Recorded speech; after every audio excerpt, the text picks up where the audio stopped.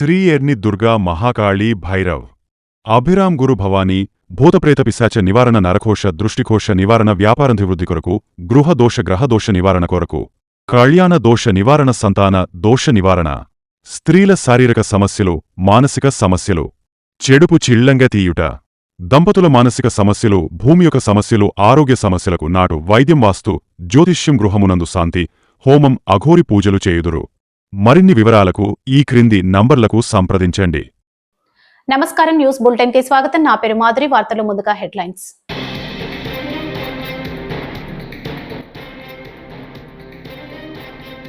నడి రోడ్డుపై కొట్టే హక్కు పోలీసులకు ఎవరిచ్చారు? వైఎస్ జగన్మోహన్ రెడ్డి ఆగ్రహం.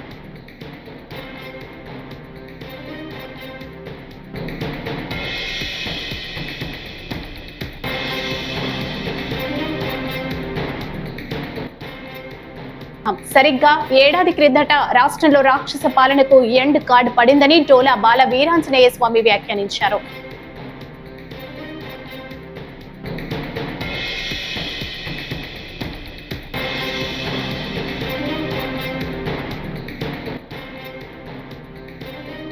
కాపులపై చంద్రబాబుకు ఎందుకంత కోపం అంటూ మాజీ మంత్రి అంబటి రాంబాబు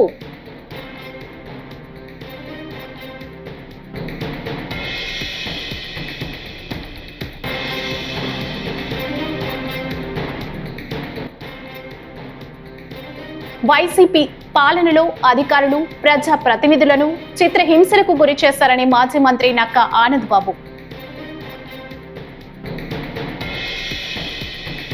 ఇక డీటెయిల్స్ చూస్తే సరిగ్గా ఏడాది క్రితం రాష్ట్రంలో రాక్షస పాలనకు ఎండ్ కార్డు పడిందని మంత్రులు అనగాని సత్యప్రసాద్, డోలా బాల వీరాంజనేయ స్వామి వ్యాఖ్యానించారు. ప్రజలను వేధించి వేయించుకున్న తిన్న నేతలకు ఓటర్లు బుద్ధి చెప్పారన్నారు. 5 ఏళ్ల పాటు ప్రజలకు చేసిన మోసానికి జగన్ ప్రాయశ్చిత్తం చేసుకోవాలని హితవు పలికారు. వెన్నుపోటు దినం అంటూ రాజకీయాలు చేయడం సరికాదన్నారు.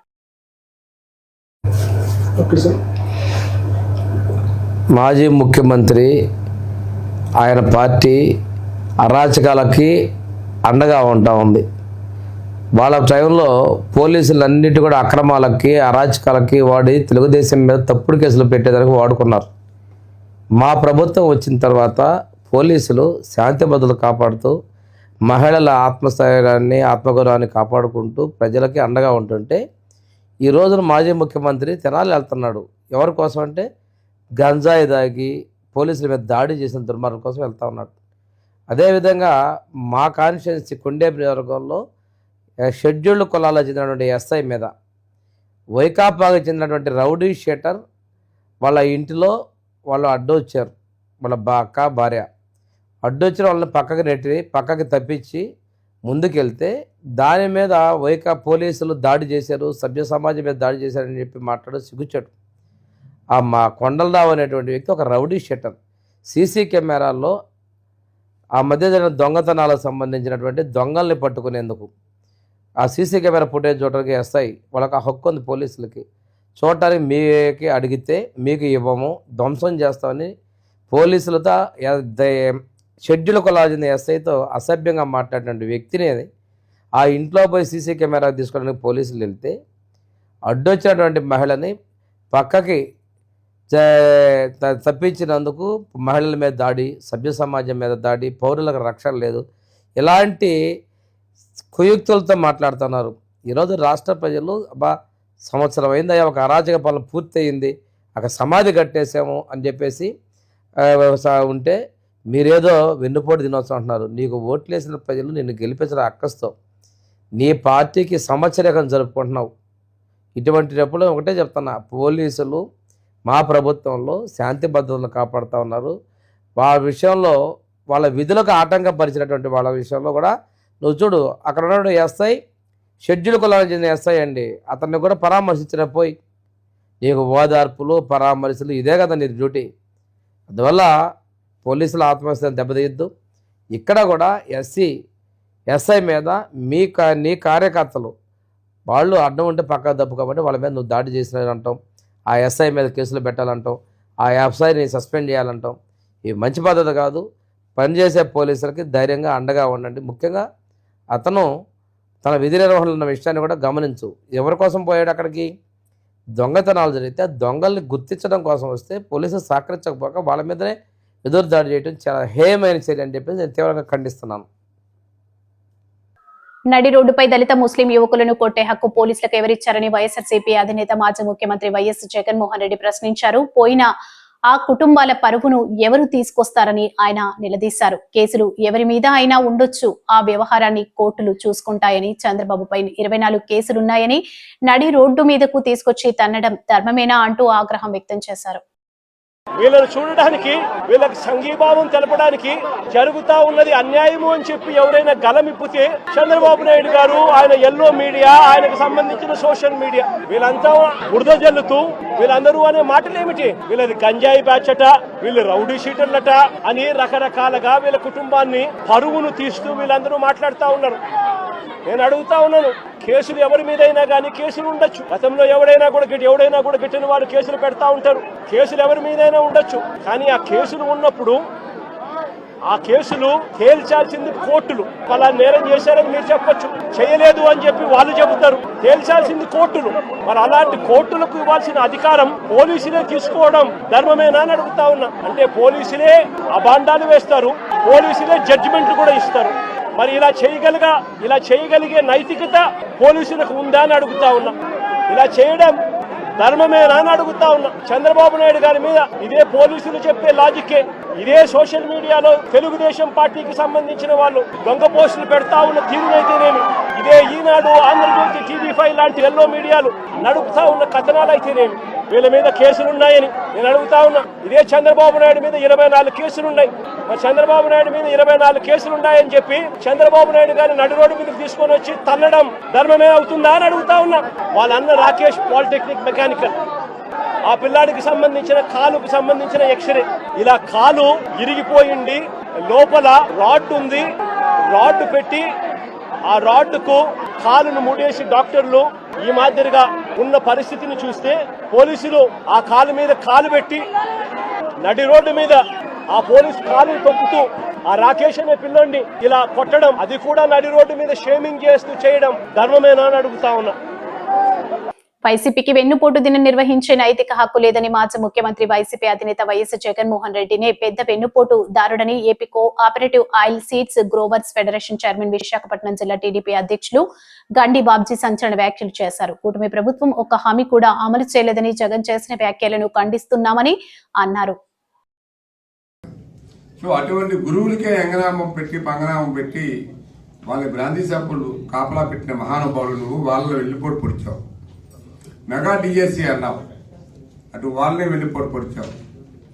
అన్నా క్యాంటీన్లు ఎంతో బ్రహ్మాండంగా ఉంటే అన్నా క్యాంటీన్లు రద్దు చేశావు. బీసీలు, ఎస్సీలు, ఎస్టీలు యొక్క సప్లై నిధులు ఇవన్నీ కూడా మళ్లించి ఇష్టం వచ్చినట్టు నీ సొంతానికి వాడుకొని పప్పు బెల్లల్లా పంచావు.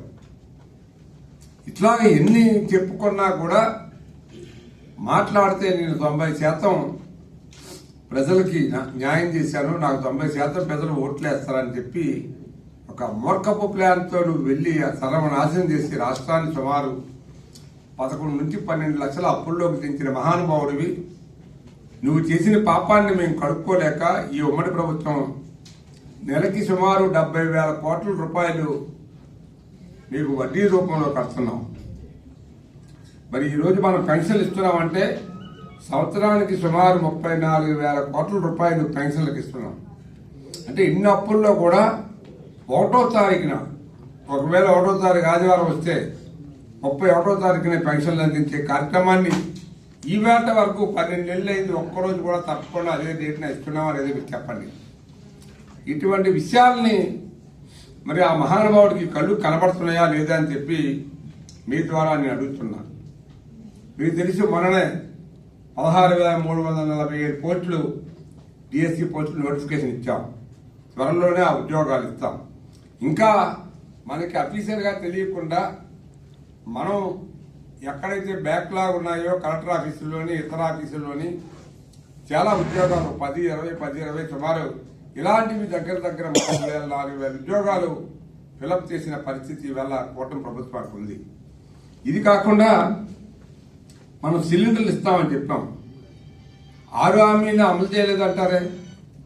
6 హామీల్లో సిలిండర్లు ఇచ్చాం, పెన్షన్లు ఇచ్చాం, రేపు ఆర్టీసీ బస్సులు ఇస్తున్నాం, ఇక రైతు బంధు కూడా ఇస్తున్నాం.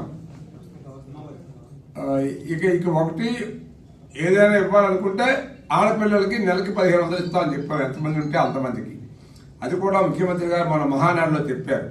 ఎట్టి పరిస్థితుల్లో ప్రతి ఆడపిల్లకి మేము 1500 రూపాయలు, అది కూడా ఆగస్టులోనే మేము స్టార్ట్ చేస్తామని చెప్పారు. మీకు తెలుసు బడ్జెట్ కూడా మన రాష్ట్రంలో ఎంతవరకు మనం ఈ మిగులు బడ్జెట్ని లేకపోయినా డబ్బులు ఎక్కడో మార్గం ద్వారా సంపాదించి కొంత గవర్నమెంట్ దగ్గర, సెంట్రల్ గవర్నమెంట్ దగ్గర మనం ప్లాన్ చేసుకొని మనకు రావాల్సిన డబ్బుల్లో డబ్బు కలెక్ట్ చేసి ఆ డబ్బును కూడా ప్రతి ఆడపిల్లకి ఇద్దరైతే ఇద్దరు, ముగ్గురైతే ముగ్గురు. కాపులపై చంద్రబాబుకి ఎందుకంత కోపమంటూ వైఎస్ఆర్సీపీ నేత మాజీ మంత్రి అంబటి రాంబాబు నిలదీశారు. మంగళవారం ఆయన మీడియా సమావేశంలో మాట్లాడుతూ కోర్టు కొట్టేసిన కేసును మళ్లీ తిరగదూడితే కాపు సమాజం తరపున ఒక కార్యాచరణను ప్రకటిస్తామని తెలిపారు. కాపులను బీసీలోకి చేర్చుతానని 2014 ఎన్నికలకి ముందు చంద్రబాబు హామీ ఇచ్చారు. ఆ హామీని అమలు చేయాలని ముద్రగడ పద్మనాభం ఉద్యమం చేశారు.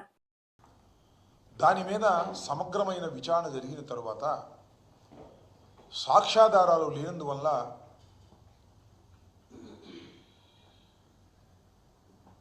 Seventh additional metropolitan magistrate court railway Vijayawada దాన్ని కొట్టివేస్తూ తీర్పునివ్వటం జరిగింది 1/5/2023. దీన్ని మళ్ళా లోయర్ కోర్టులో కొట్టేస్తే దీన్ని హైకోర్టుకు అప్లై చేయాలని, అప్పీల్ చేయాలని నిర్ణయిస్తూ ప్రభుత్వం ఈ జీవోని రిలీజ్ చేసింది. జీవో ఆర్టీ నెంబర్ 852 నిన్నే ఇది రిలీజ్ చేయడం జరిగింది. నేను ఇక్కడ ఈ ప్రభుత్వాన్ని, కూటమి ప్రభుత్వాన్ని, ముఖ్యంగా చంద్రబాబు నాయుడు గారిని సూటిగా ఒకటి ప్రశ్నించదలుచుకున్నా. ఎందుకు మీకు కాపు ఉద్యమం మీద కోపం, కాపు కులం మీద కోపం, ముద్రగడ పద్మనాభం గారి మీద ఎందుకు మీకు కోపం? ఒక్కసారి వెనుక నేపథ్యంలోకి వెళ్తే నారా చంద్రబాబు నాయుడు గారు 2014లో కొల్లలుగా ఇచ్చిన హామీల్లో ఒకటి కాపుల్ని బీసీలో చేరుస్తానని. చిరకాల కోరిక, మాకు సెంటిమెంట్ అది. ఆంధ్ర రాష్ట్రంలో ఉన్నటువంటి కాపులు బీసీలో చేర్చమని అనేకమైనటువంటి ఉద్యమాలు చేసినటువంటి సందర్భాలు ఉన్నాయి. ఎవరు అడగల, ఉద్యమం కూడా చేయలే. అప్పుడు 2014లో నారా చంద్రబాబు నాయుడు గారు అధికారంలోకి రావడం కోసం అనేకమైన వాగ్దానాలు ఇస్తూ కాపుల్ని 6 మాసాల్లో నేను బీసీలో చేరుస్తాను కమిషన్ వేసి అని చెప్పటమే కాదు, మేనిఫెస్టోలో పెట్టాడు. ఆయన వచ్చి సంవత్సరంన్నరైనా కమిషన్ కూడా వేయలేదు. వేయకపోతే ముద్రగడ పద్మనాభం గారు ఉద్యమం చేశారు, కాపులందరినీ సమీకరించారు. ఆ ఉద్యమాల్లో కులం కాబట్టి ఎవరైనా ఒకటి మాత్రం వాస్తవం, పుట్టిన ఊరు, పుట్టిన కులం, తల్లి తండ్రి వీళ్ళ మీద ఒక ప్రేమ, సెంటిమెంట్ ఉంటుంది. కాపుల్ని బీసీలో చేరుస్తానని చెప్పినటువంటి చంద్రబాబు నాయుడు గారు నెరవేర్చకపోతే ముద్రగడ పద్మనాభం గారు దాని ఉద్యమానికి పిలుపునిస్తే మేము ఏ పార్టీల్లో ఉన్నా మేమందరం కూడా పాల్గొన్నాం, ఫైట్ చేశాం. అయినా చంద్రబాబు నాయుడు గారు చేయలేదు, అది వేరే అంశం. నేను ఇక్కడ మీకు గుర్తు చేస్తున్నా, ఉద్యమం చేసినప్పుడు ముద్రగడ పద్మనాభం గారు ఒక పిలుపు ఇచ్చారు, పళ్ళేలు కొట్టండి అని. గ్రామాల్లో వైసీపీ పాలనలో అధికారులు ప్రజాప్రతినిధులను చిత్రహింసలకు గురి చేశారని మాజీ మంత్రి నక్కా ఆనంద్ బాబు అన్నారు. జగన్ రౌడీ షీటర్లను పరామర్శించడాన్ని ఆయన తప్పుపట్టారు. ఇసుక మాఫియా గురించి ప్రశ్నిస్తే వరప్రసాద్ ను వేధించారని, డ్రైవర్ సుబ్రహ్మణ్యాన్ని ఎమ్మెల్సీ ఆనంద్ బాబు చంపి డోర్ డెలివరీ చేశారని గుర్తు చేశారు. వైద్యుడు సుధాకర్ ను ఘోరంగా హింసించి చంపారంటూ ఆరోపణలు గుప్పించారు. శాంతి భద్రతలు, పరిరక్షణ సమస్యల పరిష్కారానికి కృషి చేస్తున్నామని ఆనంద్ బాబు తెలిపారు. అతనికి ఒక రకమైన జుగుప్స కలుగుతాయి. రోజు రోజుకి ఫ్రస్ట్రేషన్ పెరిగిపోతూ ఉంది. లేకపోతే ఏంటి, 5 ఏళ్ళు సీఎంగా చేశాడు, 5 ఏళ్ళు ప్రతిపక్ష నాయకుడిగా ఉన్నాడు. ఒక రౌడీ షీటర్లు, స్నేహించాచర్స్, బ్లేడ్ బ్యాచ్లు, గంజాయి బ్యాచ్లు, వీళ్ళకి అండగా నిలబడి సభ్య సమాజం ఏమనుకుంటుందో కూడా ఆలోచన చేయకుండా ఎగబడిపోతా ఉన్నాడు. సమాజానికి ఏం సందేశం ఇవ్వాలనుకుంటున్నాడు? ఈయన అయిపోయింది, మాజీ ముఖ్యమంత్రి, ఇక లేదు, రాజకీయంగా అవకాశం లేదు, ప్రజా జీవితాన్ని పనికిరాడు. ఈ గంజాయి అమ్ముకునే వాళ్ళు, డ్రగ్స్ డీలర్లు, పెడ్లర్సు, ఈ బ్లేడ్ బ్యాచ్లు, వీళ్ళందరూ గౌరవాధ్యక్షుడిగా పెట్టుకుంటే బాధ్యతన్నాయి. లేకపోతే మద్యం కుంభకోణం, రాష్ట్రంలో వేల కోట్ల రూపాయల మద్యం కుంభకోణంలో తన సహచరులు, అనుచరులు, బంధువులు, మిత్రులు అందరూ కూడా జైలుకి వెళ్తా ఉన్నాడు ఒకడొకడు. వాళ్ళ తర్వాత మొత్తం ఏళ్ళన్నీ కూడా తాడేపల్లి ప్యాలెస్ వైపు చూపిస్తూ ఉన్నాయి. ఈ అంశం పెద్ద చర్చనీయాంశంగా ఉంది రాష్ట్రంలో. ఇటువంటి అంశాల నుంచి పక్కదారి పట్టించడం కోసం ఇలాంటి చౌకబారు పనులు చేస్తూ ఉన్నాడు. లేకపోతే ఒక రౌడీ షీటర్లు పోలీసుల మీద హత్యాయత్నం చేసి వారేదో కొట్టారని చెప్పి నానా యాగి చేసి ఆ తెనాలి వెళ్ళి అక్కడ ఏదో నేరాలు ఘోరాలు జరిగిపోయినట్టుగా మాట్లాడి వాళ్ళని సమర్థిస్తా. ఆ రౌడీ షీటర్లు, గంజాయి బ్యాచ్ ఎవడైతే ఉన్నాడో వాళ్ళు ఏదో గంజాయి అమ్మటం నేరం కాదు, ఆడపిల్లని గొడవ చేయటం నేరం కాదు అన్నట్టుగా ఉంది ఇతను చేసేది. వీళ్ళేదో ఒలింపిక్స్లో మెడల్ సాధించిన వాళ్ళని పోయినట్టు పొగుడుతున్నాడు వాళ్ళ గురించి. ఆయన అది చదువుకున్నాడు, వాళ్ళ అక్క ఇది చదివింది, వాళ్ళ చెల్లి ఇది చదివిందని. చదువుకోవచ్చు, కానీ సంస్కారం కావాలి, చదువు కాదు. వాళ్ళు చేస్తున్న పనులేంది? వాళ్ళు ఇచ్చిన కేసుల్లో, వాళ్ళని పట్టుకెళ్ళిన కేసుల్లో వాళ్ళు ఇచ్చిన కన్ఫెషనే ఉంది. గంజాయి కేసుతో సంబంధం ఉన్న వారిని పరామర్శించడం ద్వారా సీఎం జగన్ రాజకీయంగా తనకు తానే నష్టపరుచుకున్నారని డిప్యూటీ స్పీకర్ రఘురామకృష్ణంరాజు వ్యాఖ్యానించారు. పోలీసులపై దాడికి పాల్పడ్డ గ్యాంగ్ కు జగన్ మద్దతుగా ఉన్నారా అని ప్రశ్నించారు. ఎంపీగా ఉన్న సమయంలో తనపై దాడి జరగడానికి జగన్ కారణమని ఆరోపించారు. ఇలా వ్యవహరించడం ఆత్మహత్యతో సమానమని విమర్శించారు. అందరికీ నమస్కారం. ఈరోజు ఒక గమ్మత్తైన సంఘటన తెనాల్లో జరుగుతున్న సందర్భంగా ఒక మాట మాట్లాడాలనిపించింది, 10 మందితో షేర్ చేసుకోవాలనిపించింది. అదేమిటంటే, మాజీ ముఖ్యమంత్రి తెనాలి పర్యటన. ఎందుకు ఆ పర్యటన అంటే, మరి అక్కడ రౌడీ షీటర్లుగా బాగా పేరు పొందిన మరి జాన్ విక్టర్ ఒకతను, అతని గ్యాంగు, 3-4 ఉన్నారు. ఎన్నో కేసులు వాళ్ళ మీద ఉన్నాయి. ఐ థింక్ జగన్మోహన్ రెడ్డి ముఖ్యమంత్రిగా ఉన్నప్పటి నుంచి కూడా ఉన్నాయి వాళ్ళ మీద కేసులు. మరి పోలీస్ స్టేషన్కి ఎన్నోసార్లు వెళ్ళారు, వచ్చారు. గంజాయి బ్యాచ్, చైన్ బ్యాచ్ అని ఎన్నో బిరుదులు ఉన్నాయి. తెనాల్లో ఎంతో పేరు ప్రసిద్ధిగాంచిన ముఠా, గంజాయి ముఠా వాళ్ళని చెప్పి విశిష్టమైన ప్రాధాన్యత సంతరించుకున్న ఆ రౌడీల్ని ఒక హెడ్ కానిస్టేబుల్ మీదే, ఒక బీసీ హెడ్ కానిస్టేబుల్ మీద హత్య ప్రయత్నం చేశారు. మరి అతని శ్రీమతి కూడా ఎంతో వాపోయింది. ఆ అమ్మాయి దళిత సామాజిక వర్గానికి చెందిన అమ్మాయి. వారు ప్రేమ వివాహం చేసుకున్నారని పేపర్లో చదివా. మరి ఒక కానిస్టేబుల్ మీదే, హెడ్ కానిస్టేబుల్ మీదే ఈ బ్యాచ్, గంజాయి బ్యాచ్ దురాఘాతం చేస్తే మరి పబ్లిక్లో కూడా ఒక అవేర్నెస్ రావాలి. ఏదో చాటున వాళ్ళని దండించిన అలా అలా జైలుకి వెళ్ళటం, రావటం ఒక అలవాటుగా మారిపోయిన ఆ దుండగులకి ఏ శిక్ష విధించినా తప్పులేదు. మరి పబ్లిక్లో ఓకే, చట్టపరంగా తప్పే, ఇలాంటి చోట్లే చట్టం, న్యాయం, ధర్మం అనేవి కూడా వస్తూ ఉంటాయి. అధర్మం ఏం కాదు, అన్యాయం ఏం కాదు, కానీ డెఫినెట్గా చట్టానికి కాస్త వ్యతిరేకమే పబ్లిక్లో అలాగా చేయటం. మరి ఒక డాక్టర్ని, సుధాకర్ని నడి రోడ్డు మీద కొట్టించిన వ్యక్తి అప్పటి ముఖ్యమంత్రి.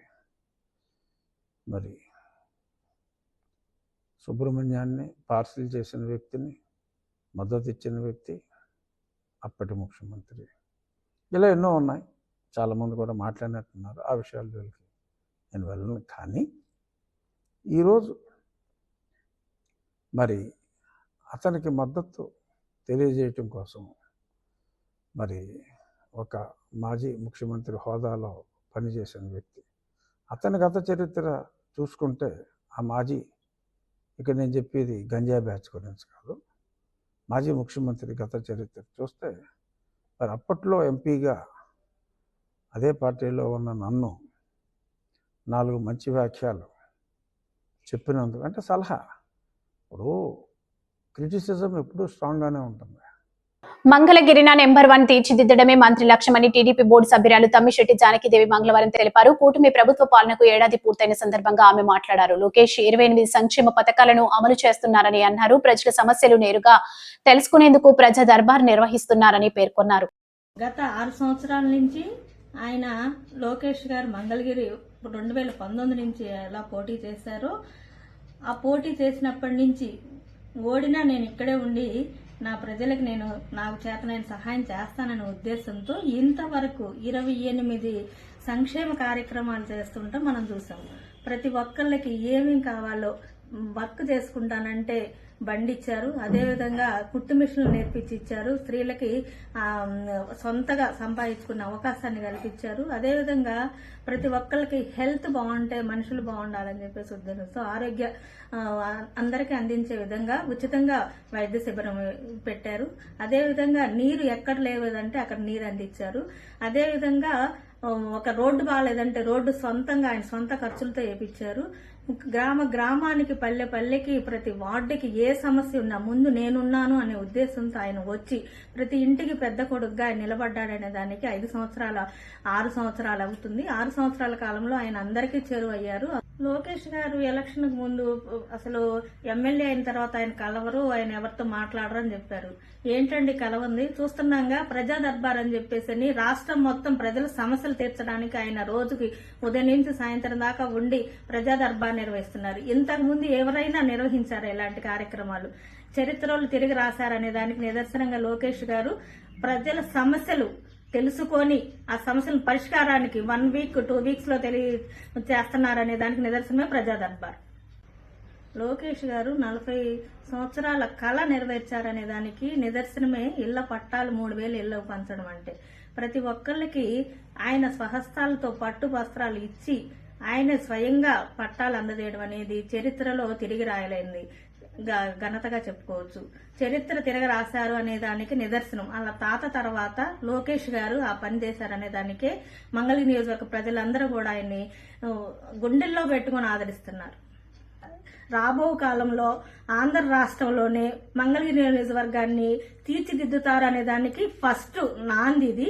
తర్వాత చూస్తారు మీరు నియోజకవర్గం ఎలా అభివృద్ధి చెందుతుందో, డెవలప్ ఎలా అవుతుందో. ఎక్కడా లేని విధంగా ప్రపంచంలోనే నంబర్ 1 స్థానంగా ఉండేటట్లుగా చేస్తానన్నారు. అదే చేసి చూపిస్తారు. చెప్పడం కాదు, చేసి చూపించడమే లోకేష్ గారికి ఉన్న ఒక ప్రత్యేక. ఈ వార్తలు ఇంతటితో సమాప్తం. నమస్కారం.